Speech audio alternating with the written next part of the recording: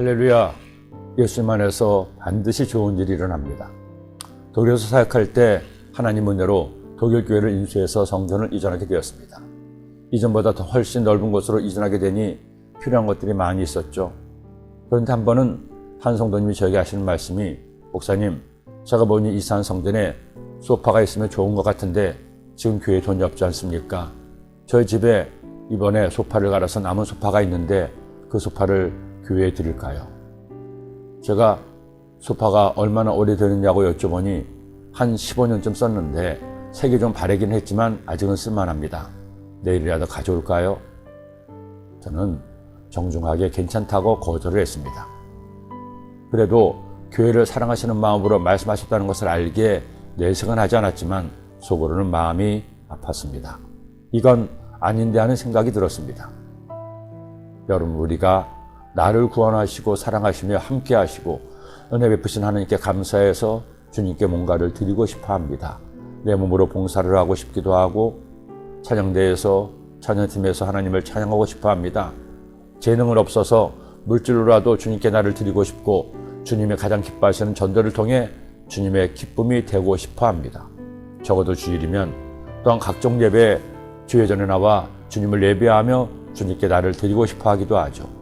그런데 이처럼 주님께 나를 드리고자 할 때, 주님을 위해 봉사하고자 할 때 꼭 기억해야 할 것이 있습니다. 주님께 드리는 것은 아무거나 내 마음대로 억지로 대충 드리면 안 됩니다. 하나님께 드리는 모든 드림은 흠없는 내가 드릴 수 있는 최고의 것을 드려야 합니다. 하나님은 더 이상 나에게는 필요 없는 쓸모없는 무언가를 감지덕지 받으시는 분이 아닙니다. 하나님은 우리가 드리지 않아도 완전한 분이시고 우리의 드림을 통해 살아가시는 분이 아니기 때문이죠. 사실은 하나님께 나의 것을 드리는 것은 하나님이 아닌 나를 위한 것이 됩니다. 하나님은 홀로 완전하시지만 사랑하는 자녀가 주님께 자신의 최선을 드리면 그 최선을 받으시고 우리에게 최고를 더하여 주시기 때문입니다. 그러기에 이스라엘 백성 중에서 거룩하게 구별된 제사장은 보통 사람들과는 다른 삶을 살아야 했습니다.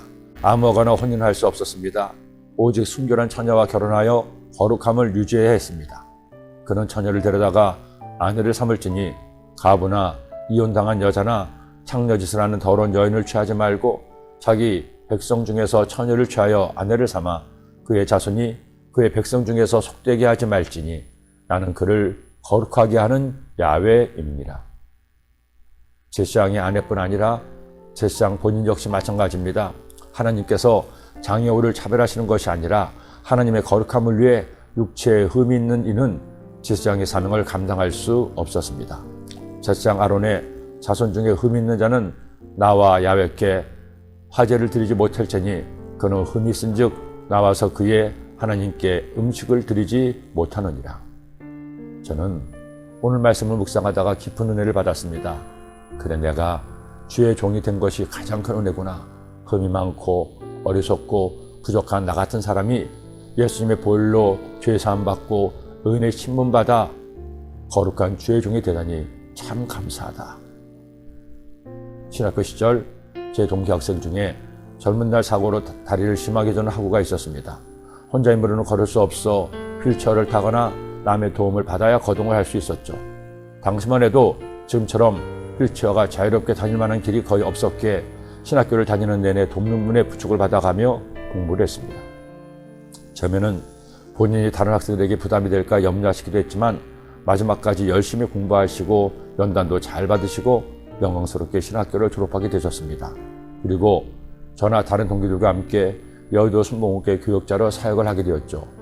30수년 전이었지만 당시 조영기 목사님께서 장애를 가지신 그분도 개의치 않으시고 전도사로 받아주셨습니다.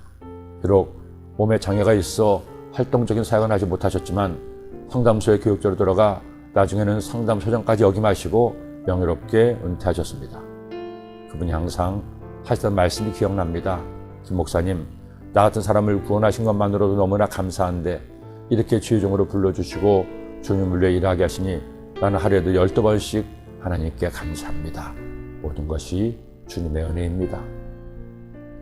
예수님의 보혈이 우리를 덮어 우리의 모든 추함을 정결함으로 바꾸셨습니다. 흠이 많은 우리를 흠이 없다 인정해 주셨습니다. 그러니 여러분, 그저 감사하며 삽시다.